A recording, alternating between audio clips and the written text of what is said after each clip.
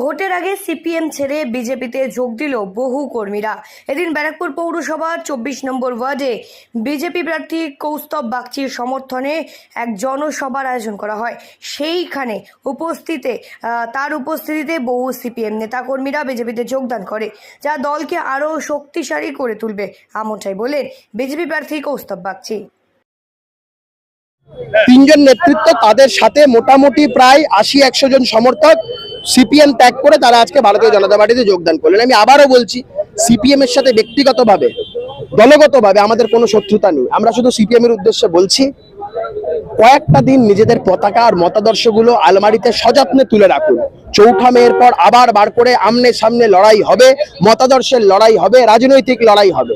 কিন্তু ওনারা সিপিএম এ কিছু কার্যকলাপে তিতিবিরক্ত হয়ে কিছু নেতৃত্ব চাইছেন তৃণমূলকে সুবিধা করে দিতে, সেই জায়গায় ওনারা তিতিবিরক্ত হয়ে আজকে ভারতীয় জনতা পার্টিতে যোগদান করলেন। অবশ্যই একটা মানুষের তো যোগদান করলে দল ভারী হয়, শক্তিশালী হয়।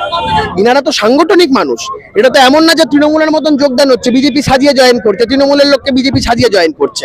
ইনারা সিপিএম নেতৃত্ব বলে প্রতিষ্ঠিত, সিপিএম এর হয়ে লড়েছেন বিগত দিনে পৌরসভা নির্বাচনে। সিপিএম তাদের সিদ্ধান্ত নেওয়ার ক্ষমতা হারিয়েছে, তৃণমূলের সাথে তাদের অ্যাডজাস্টমেন্ট। দীর্ঘদিন ধরেই ব্যারাকপুরে সিপিএম এর হয়ে লড়াই করে নেতৃত্ব দিয়েও মেলেনি কোনো গুরুত্ব, মেলেনি সম্মান। বিজেপিতে যোগদান করেই এমন একাধিক বিষয়ে অভিযোগ তুলে দলের বিরুদ্ধেই ক্ষোভ প্রকাশ করলেন প্রাক্তন সিপিএম নেতা অরবিন্দ নন্দী। তিনি পুরসভা নির্বাচনে সিপিএম এর হয়ে প্রতিনিধিত্ব করেছেন।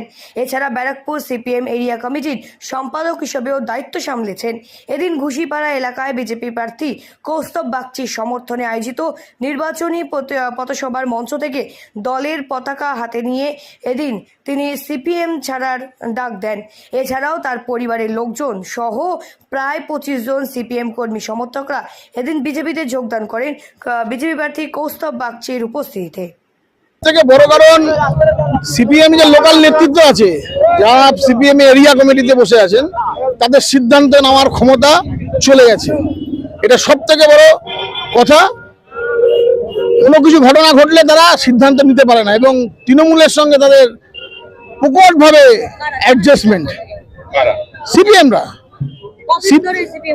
আমি সিপিএম ৩৪ বছর সিপিএম লাস্টের দিকে আমরা সিপিএম করেছি, কিন্তু ২০১১ সালের পর যখন সিপিএম পার্টির ঝান্ডাটা এই ২৪ নম্বর ওয়ার্ডে নামাটাই খুব কষ্ট ছিল, আমরা কিছু মানুষ এই ঝান্ডাটাকে তুলে ধরেছি।